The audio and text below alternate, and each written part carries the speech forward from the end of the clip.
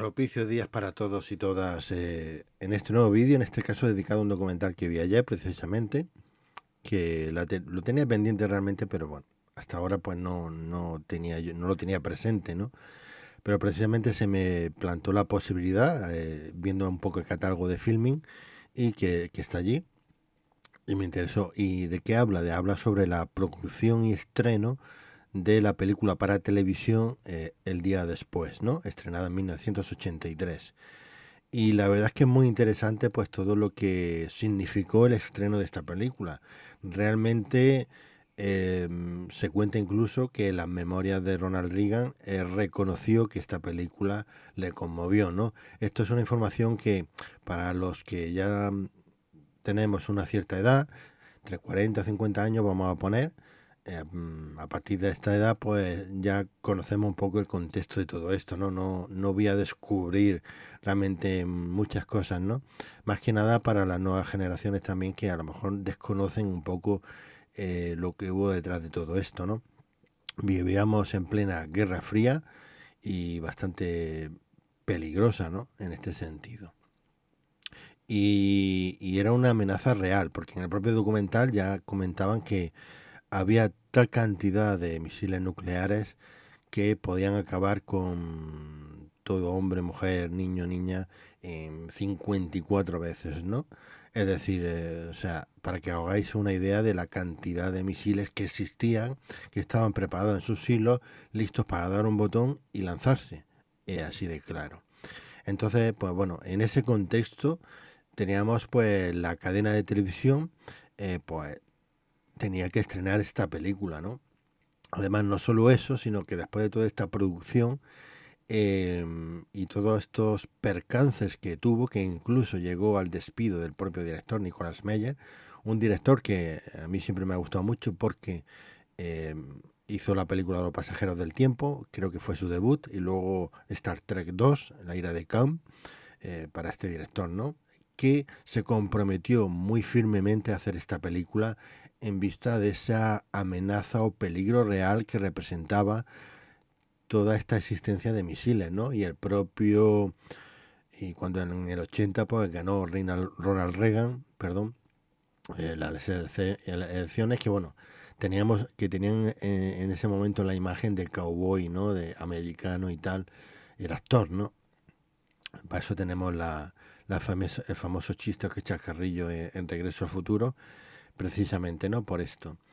Pues todo ese contexto de miedo real que había respecto a las armas nucleares, de hecho hubo manifestaciones de todo tipo, sobre todo porque, bueno, teníamos esta carrera armamentística entre Estados Unidos y Rusia que daba pavor, ¿no?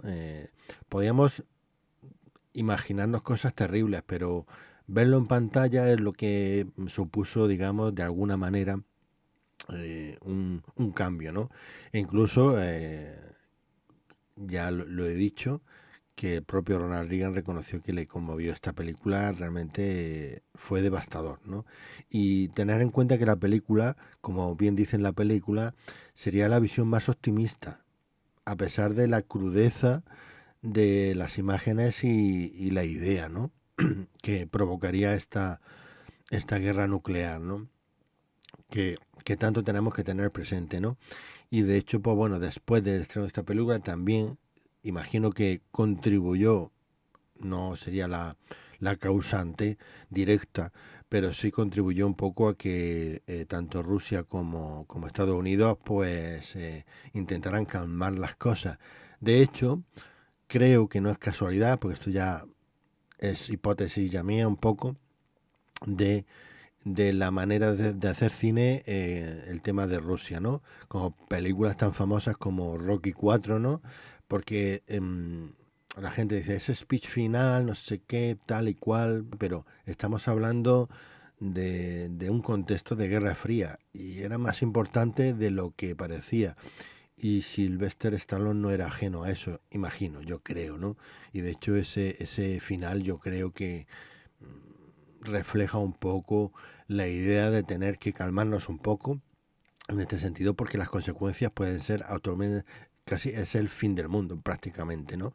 Hubiera significado un fin del mundo. Sería terrible, ¿no? Aunque hubiéramos sobrevivido milagrosamente a determinada zona, pues que hubiéramos sobrevivido a este desastre, ¿no? Que pudiera haberse producido, ¿no? De hecho, se juntó muchas cosas porque tenía muchas dudas en querer mostrar todo esto. La cadena de televisión al final acabó apostando. Mira que se lo decían antes del estreno, los medios de comunicación le decían, ¿estás seguro? No sé si esto va a ser muy conveniente, qué va a pasar, y están muy convencidos, se va a estrenar. Se va a estrenar. Di lo que quieras, pero se va a estrenar.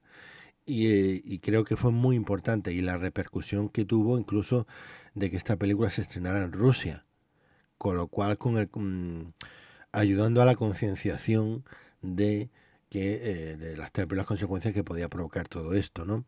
Y provocó también el despido de Nicolas Meyer porque querían censurarle un montón de cosas, rebajarle porque era para la televisión. Sufrió bastante y Nicolas Meyer no cedió, de hecho acabaron despidiéndole.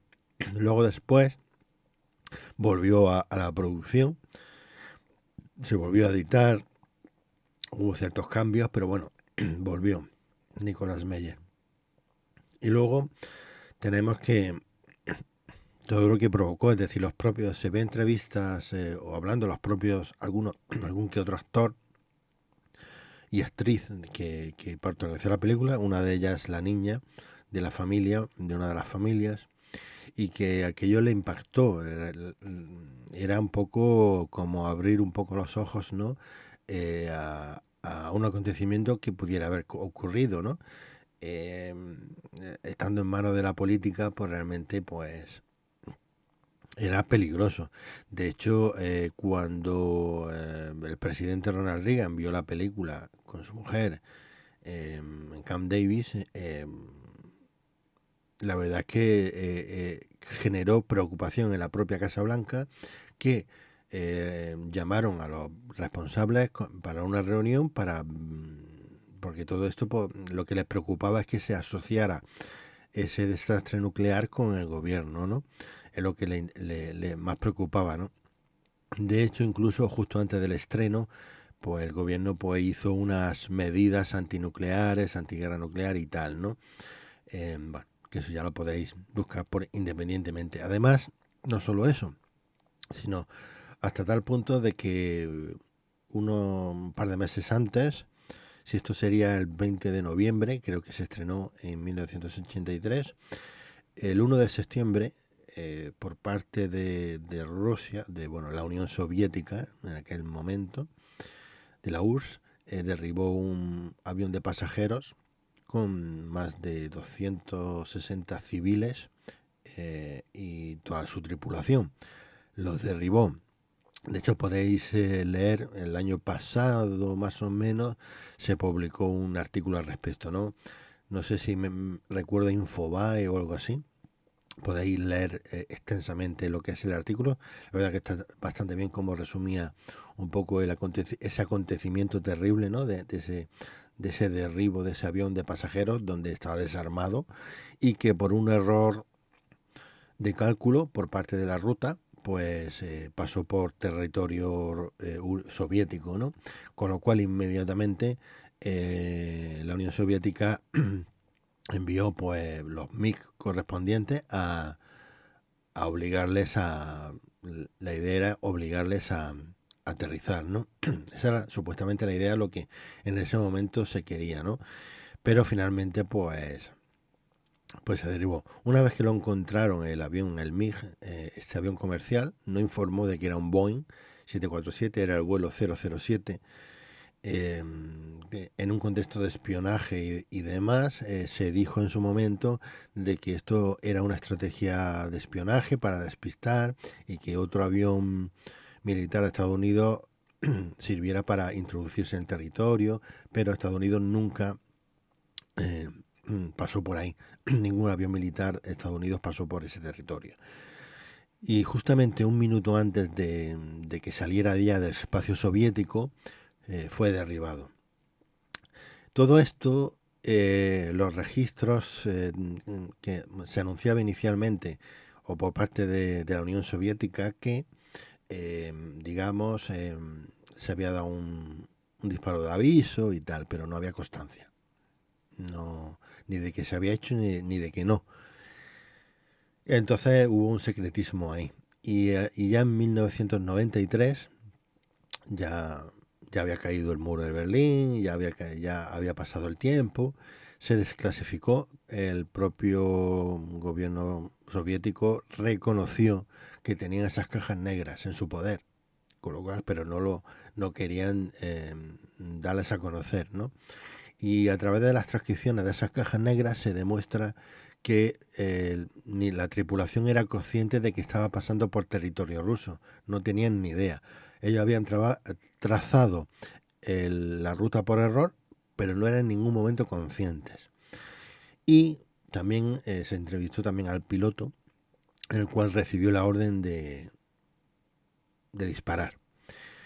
Querían obligarlo a aterrizar, en teoría, pero quedaba un minuto, según el piloto quedaban 25 segundos antes de que abandonara territorio soviético y ya no podían hacer nada.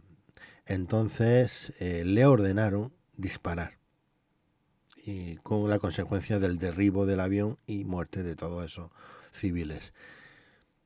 Fijaros el contexto, estamos hablando de 1 de septiembre del 83 y luego el contexto de estrenar esta película, ¿no? Lo que puede suponer, imaginaros pues todas las manifestaciones anticomunistas que se surgieron en Estados Unidos. Allí no es un incidente que había un senador en ese avión y si no fuera por ese senador a lo mejor no se hubiera conocido la historia. Entonces, claro, dieron a conocer esta historia, yo creo, esto ya es hipótesis mía, porque había un representante del gobierno en ese avión, ¿no? Independientemente para lo que fuera, ¿no? En definitiva, todo este contexto pues hacía muy complicado pues el estreno, incluso necesario, ¿no? Y este estreno pues consiguió, pues bueno, concienciar a mucha gente, emocionar, dejar perplejo, como ya digo, al propio presidente de Estados Unidos, y que se iniciara una carrera un poco más por la eliminación de todos estos misiles armamentísticos. Ya digo, de ahí a películas como el Rocky 4, también Ruskis con Joaquín Phoenix. Teníamos una especie de un formato más amigable de Rusia, de los rusos, de los soviéticos, por decirlo, en ese momento, ¿no? Y incluso pues y más películas, bueno, Superman 4 también, que intervenía un poco en querer eliminar todos los misiles absolutamente, ¿no? Para no provocar que se autodestruyera la humanidad, francamente, ¿no? Y la película en sí es muy dura en este sentido, a pesar de ser la visión más optimista de lo que de las consecuencias reales, ¿no? Porque se hizo una reunión después de la película, se hizo un debate y había políticos, estaba Carl Sagan precisamente, ¿no? Donde relataba un poco lo que realmente podía ocurrir después de esto, ¿no? El invierno nuclear, ¿no? Describía un poco pues que esa nube impediría hubiera una nube de ceniza que impediría la entrada del sol, donde la fotosíntesis ya no sería posible, la agricultura sería el traste, incluso el presentador del programa le interrumpía diciendo, vale, ya no hacemos una idea, si ya estamos imaginando lo peor y incluso deprimirnos, ya más no, y se ve eso en el documental, ¿no? Lo cual es muy importante, ¿no? O sea, toda la conciencia y todo lo que movió el estreno de esta película, una de las películas más importantes, y fue para televisión precisamente, además con efectos prácticos, el hongo nuclear se hizo de una manera muy artesanal, es decir, que no se podían, no había CGI, no existía en ese momento para aplicarlo por lo menos al cine, y entonces pues claro, pues tenían que buscar técnicas fotográficas o técnicas para además, ¿no? también cuenta un poco cómo se consiguió ese efecto, muy curioso realmente, porque fue a un muchacho de efectos especiales que casualmente por una taza de té le pusieron nata y por debajo pues parecía como un hongo nuclear, ¿no? Y lo único que hicieron es recrear eso, volcarlo y para que fuera un poco el efecto especial, ¿no? La verdad es que es impresionante. Y la verdad es que hablamos de que aquí mueren, ya digo, todo tipo, hombres, mujeres, niños, niñas, todo. Es decir, que no hay un reflejo de cómo es la lluvia, bueno, los efectos de una lluvia radiactiva, el hecho de que, incluso dice en la película, que lo de Hiroshima sería nada en comparación con lo que supondría una guerra nuclear a nivel mundial, ¿no? Y además, de hecho, también se menciona Hiroshima Mon Amour, donde donde la proyección de los propios japoneses pues le recordaron pues lo que pasó, y realmente que incluso no sé si un extra japonés y demás dijo eso fue eso lo que pasó, ¿no? Es decir, o sea, es tal magnitud de destrucción de ciudades, de destrucción de edificios, quedando un desierto de escombros, ¿no? Increíble, ¿no? Y la verdad es que, bueno, estas son películas que deben de verse, y ya no digo niños, sino niños en compañía de adultos que sepan orientar un poco, también un poco todo esto, ¿no? Porque se ve un poco muy crudo, ¿no? Es decir, no es lo más gore del mundo, precisamente, pero porque para televisión no se iba a permitir mucho más, ¿no? Creo que dentro de lo que se permitía para televisión refleja bastante, mucho lo que suponía un poco toda esta radiación, ¿no? La piel desprendiéndose, la pérdida de pelo, etcétera, ¿no? Todas estas consecuencias terribles de la radiación, ¿no? Y la verdad es que, ya digo, ahí tenéis en Filming el documental, me parece muy interesante, dura creo que 1 hora y media aproximadamente, y también ver la película.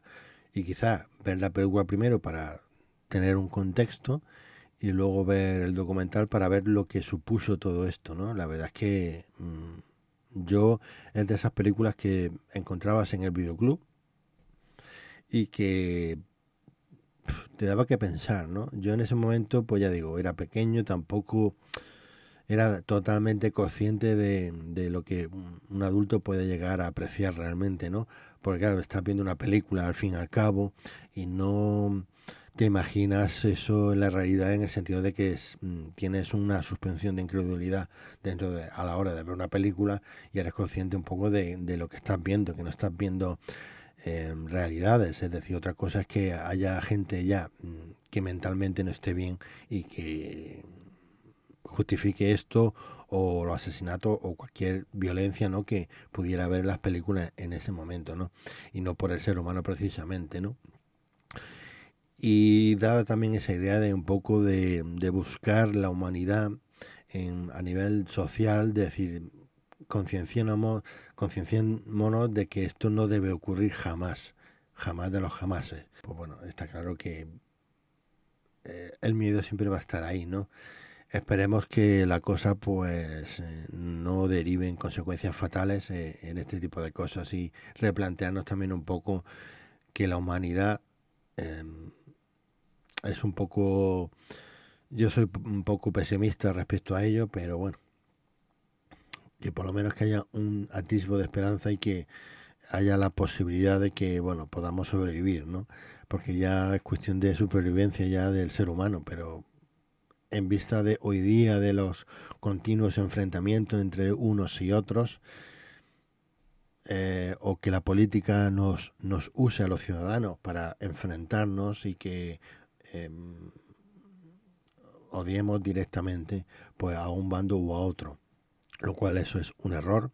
Hay que informarse, hay que saber lo que es las cosas de las que se habla, no por mensajes o eslóganes políticos, eh, repetirlos como si fuéramos loros y que sin pensar. Hay que intentar educar a la sociedad, que se documente, que se lea realmente lo que significan cada una de las cosas y no dejarnos llevar por lo que queremos oír, y que las cosas terribles del otro bando, que podamos atacar y atacar y que haya gente descerebrada no quiere decir que nosotros como sociedad no tratemos de poner un poco de sentido común. Pero bueno, ya digo, esto es algo que me apetecía un poco comentar, era bastante importante. Yo ya conocía de la importancia de esta película en su momento, pero ya aprovechando que vi el documental, mira, pues realmente había un documental respecto a este evento televisivo, realmente pues me apetecía un poco comentar un poco esto y dar a conocer también para las nuevas generaciones, porque ya digo, los que tenemos cierta edad, pues ya pues conocemos ya toda esta historia un poco de alguna manera, aunque no sean todos los detalles, pero sí a grandes rasgos somos conscientes de lo que supuso este momento. Ya digo, que soy consciente de que no estoy descubriendo el mundo ni estoy inventando nada, ¿no? La rueda ni nada por el estilo. Sino era pues, aportar un poco mis impresiones, también un poco mi idea, mis opiniones al respecto, ¿no? Así que pues nada, chao, hasta la próxima. Aquí no hay nada que ver. Dispérsense. ¡Vamos! Aquí no hay nada que ver. Por favor.